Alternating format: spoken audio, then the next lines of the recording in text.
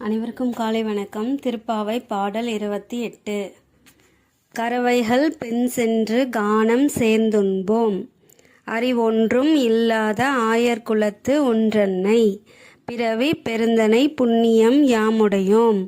குறைவொன்றும் இல்லாத கோவிந்தா உந்தனோடு உறவேல் நமக்கிங்கு ஒழிக்க ஒழியாது.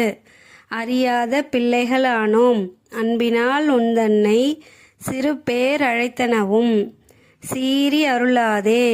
இறைவா நீ தாராய் பறையேலோர் எம்பாவாய்.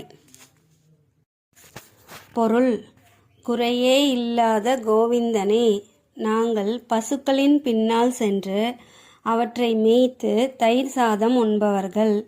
எங்களுக்கு அறிவென்பதே இல்லை. ஆனால் ஒன்றே ஒன்று மட்டும் எங்களுக்கு தெரியும். உன்னை தலைவனாக அடைந்ததனால் எங்களுக்கு வைகுந்தம் உறுதி என்பதை பிறவி பயனாக அடைந்திருக்கிறோம் என்பதே அது. உன்னோடு எங்களுக்குள்ள உறவை பிரிக்க யாராலும் முடியாது.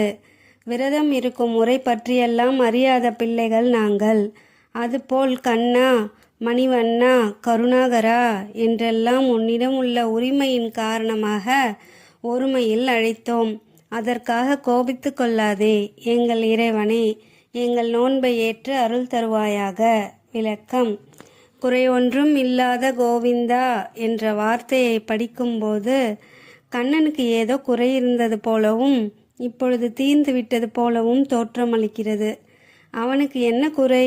ராமாவதாரத்தில் ராமர் பட்டாபிஷேகம் நடந்த பொழுது இந்திரலோகத்தில் 8 திசை காவலர்கள் பட்டாபிஷேகம் நடத்தியது போல் அயோத்தியில் வசிஷ்டர், வாமதேவர், ஜாபலி, காஷ்யப்பர், காத்யாயனார், சூயஜ், கௌதமர், விஜயர் என 8 முனிவர்கள் என்று வால்மீகி ஏதோ ஆர்வத்தில் எழுதிவிட்டார்.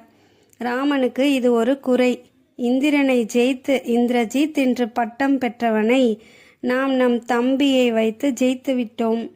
அப்படிப்பட்ட கீழான இந்திரனுடன் நம்மை வால்மீகி ஒப்பிட்டு விட்டாரே. அது மட்டுமல்ல, அவன் கௌதமரின் மனைவி அகலிகையுடன் தப்பாக நடந்தவனாயிற்றே. அவனோடு நம்மை ஒப்பிடலாமா என்ற குறை இருந்ததாம். கிருஷ்ணாவதாரத்தில் அந்த இந்திரன் தனக்கு செய்த பூஜையை ஆயர்கள் நிறுத்தியதால் சீற்றமடைந்து மழை பெய்ய செய்தான். கோவர்தனகிரியை தூக்கி மக்களை காத்த கண்ணனின் காலில் அந்த இந்திரன் வந்து விழுந்தான். ராமாவதாரத்தில் ஏற்பட்ட குறை கிருஷ்ணாவதாரத்தில் நீங்கிவிட்டதால் ஆயர்குல பெண்கள் அவரை இப்படி வர்ணித்தார்கள்.